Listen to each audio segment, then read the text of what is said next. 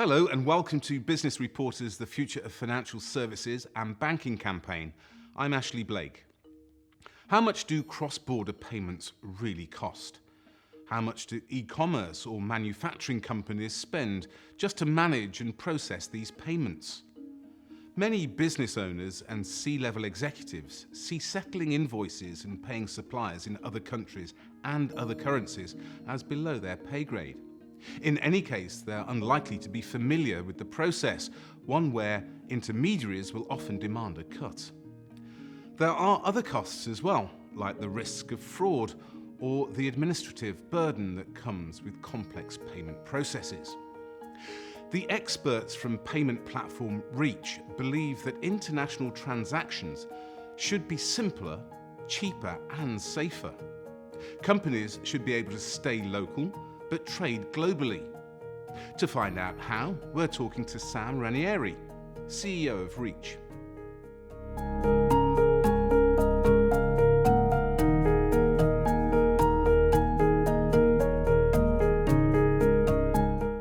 Okay, Sam, let's imagine that I'm the chief buyer of an IT, hardware and electronics manufacturer in Canada.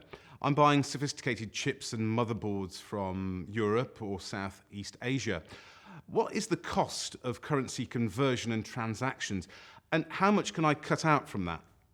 So if you're a buyer in Canada, generally speaking, the European vendor would probably be sending you an invoice in euro dollars, right? So you in Canada are denominated in Canadian dollars, and you're going to need to pay that in euros. At that point, that Canadian transaction going into Europe is a cross-border transaction, and basically you get three banks in the middle taking an FX spread. There's an acquiring bank, so that's the bank that's on the side in Europe. There's an issuing bank from the cardholder in Canada, and then there's a processor in the middle.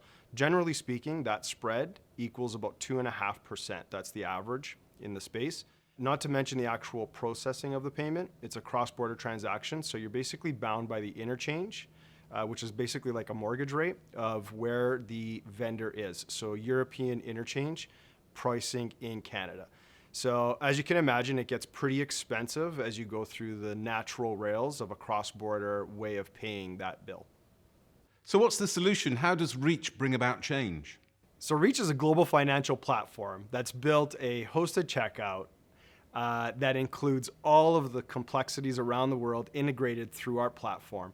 We do this through our merchant of record model that localizes the transaction and essentially removes the border from the cross-border. Okay, so how are you able to localize the transaction? So the financial transaction is localized through one of Reach's local entities, and we act as MOR in the payment flow. What that affords us is the ability to use a local bank with our local entity and get local interchange rates, which obviously drop the cost substantially. And what that means is that we're actually transacting directly with the end user on behalf of the merchant as the merchant of record. So what sets Reach apart from its competitors? There's a lot of tech companies out there that are trying to solve, again, one small piece with technology. We consider ourselves more of a financial company that are solving those problems with technology. And that's an important distinction between us and sort of other sort of fintechs in the space. We're combining an FX solution, local interchange and local acquiring solution, all of the features that are required globally to access international users, and we've bundled it all up into one platform that's accessible to merchants through one integration. So the cost savings here for the merchant is really around sort of internally and resourcing on how they're going to integrate multiple solutions versus one solution. And then we also save the merchant or business on interchange fees. By localizing, we're able to pass that on to the business.